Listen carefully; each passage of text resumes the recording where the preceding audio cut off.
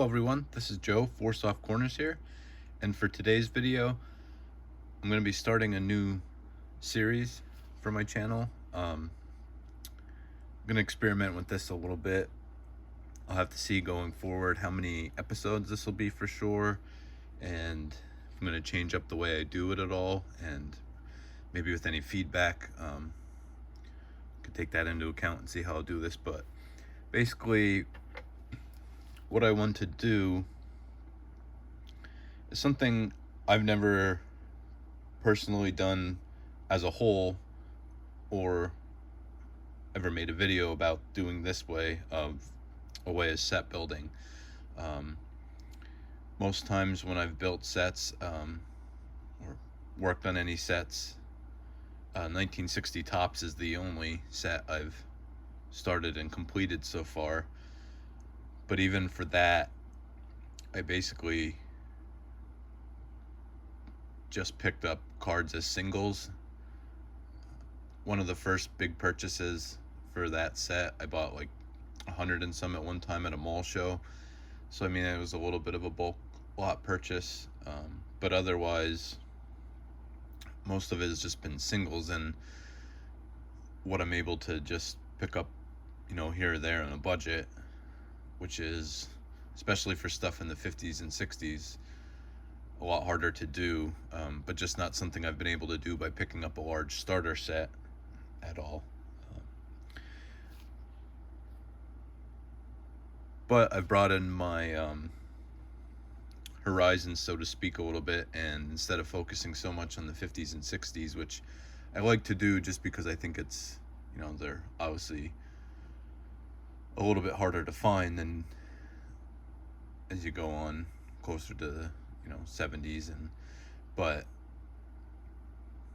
it also makes it more expensive. And so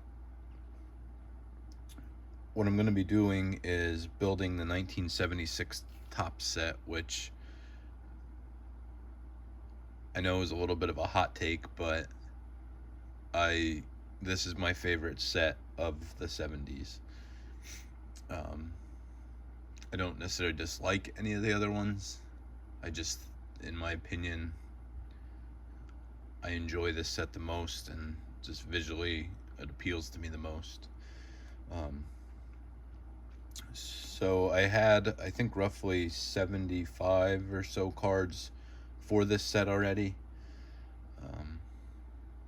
A decent number of Hall of Famers. I had the Eckersley rookie already. But instead of, I figured this was one where it was to the point where a starter set was a good enough deal that I could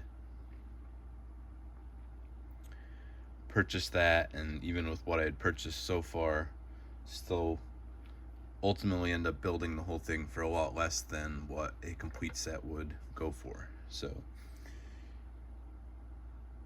what I have here, this is my stack of cards I already had. I just have cards pulled out to the first 50 so far. And then these are the cards from the starter set I purchased. So the starter set was 1976 Topps is a 660 card set. So I was able to pick up a 570 card starter set for a little over $100. And with some of the Hall of Famers I have already, I don't think it'll be that expensive or difficult to finish. But being that this is the first time I ever did it this way, normally I would just, put everything in a binder and then maybe make a video about it. Or I wanted to take everybody along on the whole journey for me of building a set this way.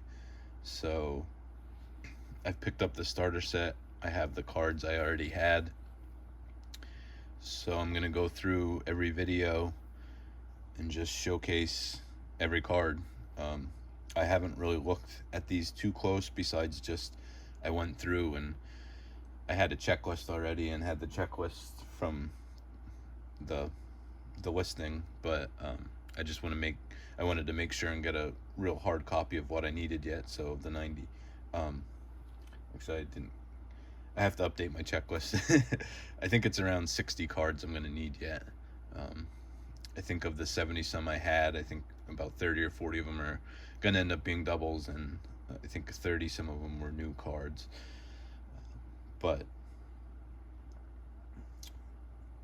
I don't know every video how many cards I'm going to do for sure. It all depends how I get through them. I'm going to come to some instances where the cards I have here in the set of ones I already had, I'm going to have doubles.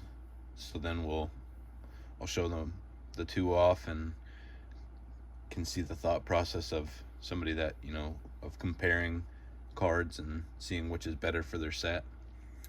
So I just thought it was something I wanted to document, this journey, just because for me it's different. The chase of finding all the cards is, you know, always fun, but at the same time can be very frustrating at times. And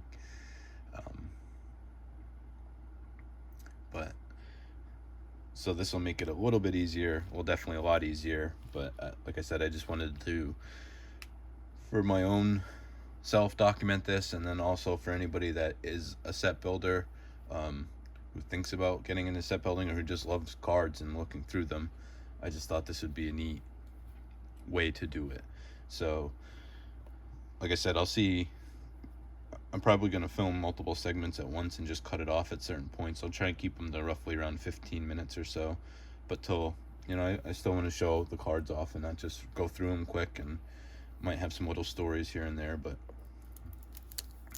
we'll just see how it goes. And if you said any feedback on this, please let me know in the comments, and try and make some changes if possible. But so we'll get started. So card number 1 in this set is the Hank Aaron 75 record breaker. This is most lifetime RBIs with 2262.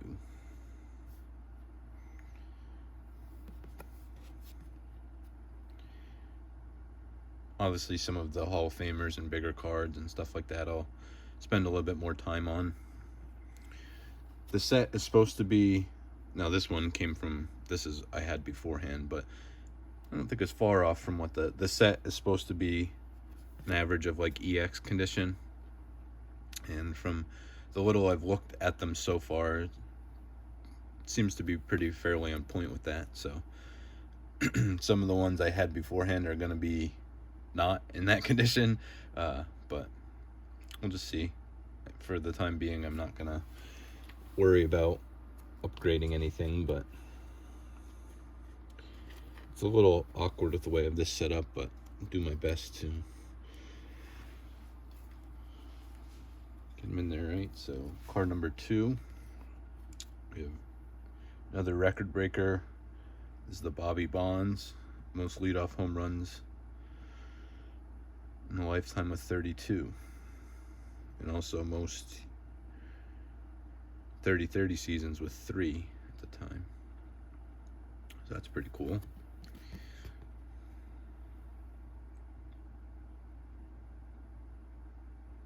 can see the leaders list for both.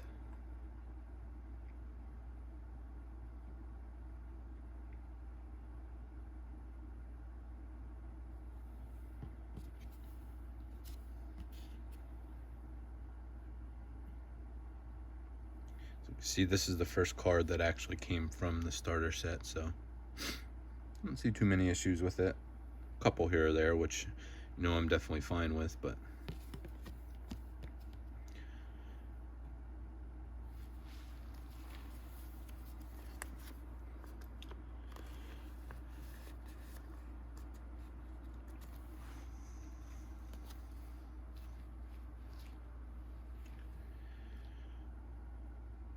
these record breakers are kind of neat because it's a snapshot of the time. I mean, off the top of my head, I don't know. I mean,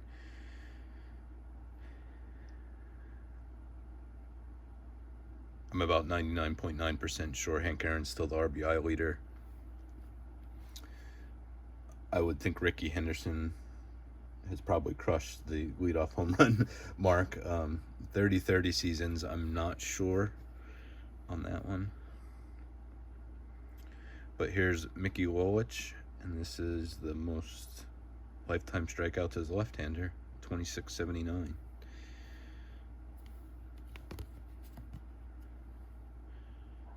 So that I'm fairly certain has been beaten by Randy Johnson.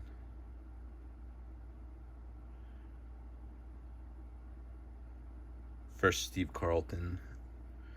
You can see even at the time of this list was around 10th, I believe, there. And then fairly certain that is Randy Johnson's record now. So like I said, these ones, not sure if it's the first, how many cards for sure are the first ones with the record breakers, but I think those are just really cool snapshot of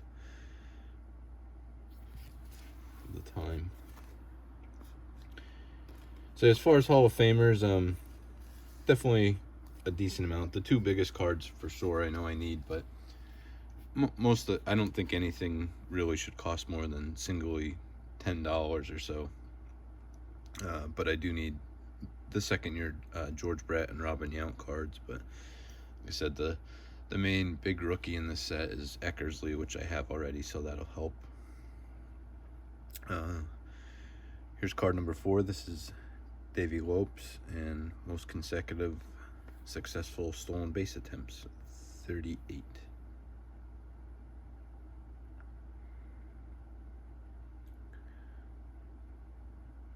Cool action shot there. Oh, this one's really... So as opposed to, you know, comparing him to anybody else for the record, they have a breakdown of every steal.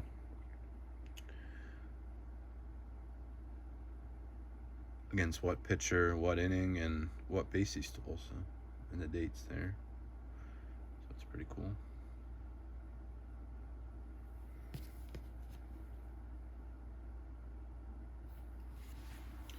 So this first video is definitely going to run longer, I know that. I'm not going to accomplish as much as and I ripped the first page. So I might switch that page out then. I might have to find a better way to get the cards in there, but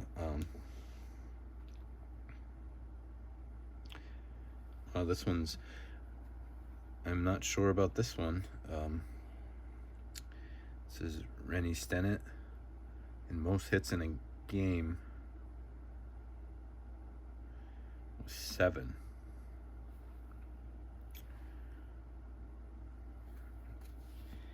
And I believe it's saying in a 9-inning game, so.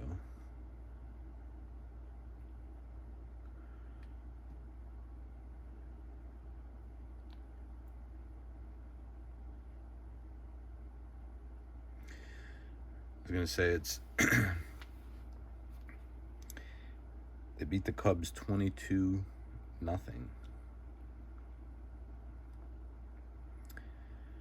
For a 9-inning game, I knew it had to be pretty high scoring to get 7 at bats. 2 doubles, 4 singles, and a triple.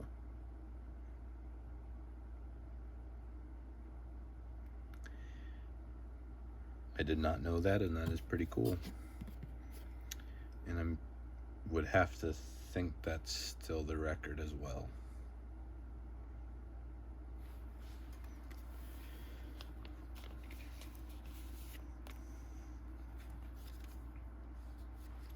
Here's card number 6. This is Tito Fuentes, the Padres. So here was the first 5 cards of the record breakers. So here you'll see the the full design, 476 tops. It's just, I like the colors better. I like that. I think they're kind of themed. Well, maybe not. We'll see as we go. I can't picture off the top of my head. I love cards with color on them. Most people's favorite set of the 70s is 75 tops, which that's probably number 2 for me.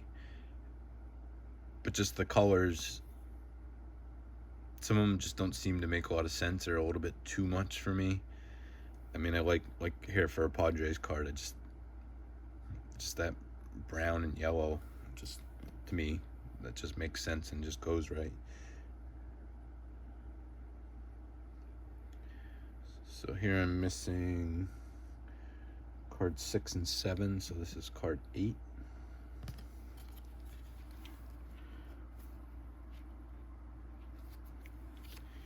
I think what I'm going to do is take the page out, and then I can maneuver it better this way, I believe. I think that'll work better.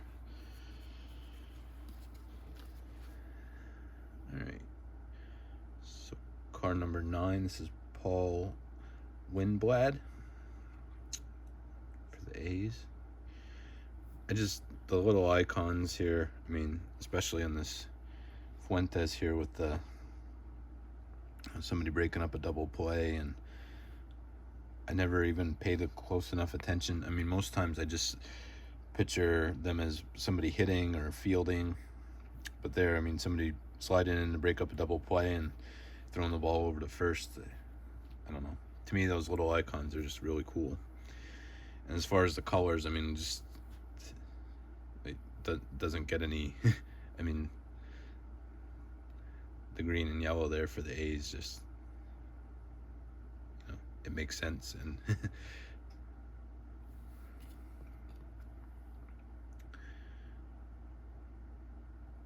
and then just the back, like the colors, stands out fairly well. The stats and stuff are a little difficult, you know, the black on the dark green, but overall still stands out fairly well, I think. Has pretty much, you know, all the details of the player, complete records, and then has some little facts on the bottom, or stats or trivia. Not trivia, but here for Winblad says had 385 straight errorless games. So. And then obviously the bat and baseball with the number and the baseball on the side. So I like the backs on these. Like I said, overall, just the design of these cards, I think, has some nice color. Just love the little player icons there. And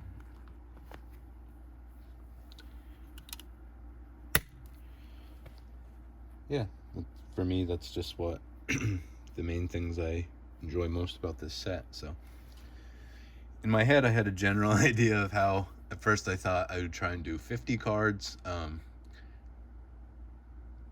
video, I think that's going to be way too much. Then I thought maybe doing roughly around 3 pages or so. I think without the introduction and stuff, I think that might be right around where I may end up shooting for going forward. I'm going to stop it right here just with the first 9, just because I talk so much about what I was going to do and the set in general. But yeah, anybody just let me know your thoughts on the 76 set in general, what you think about this idea, if you'd be interested in seeing more.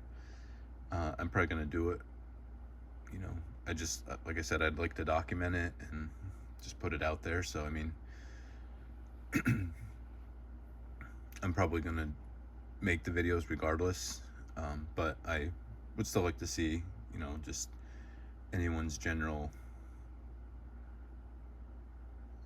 you know, whether or not they would be something they're into watching or not. So yeah, any feedback would be greatly appreciated. Thank you for watching, and just remember, any card can be a great looking card, even if it has 4 soft corners. Thank you.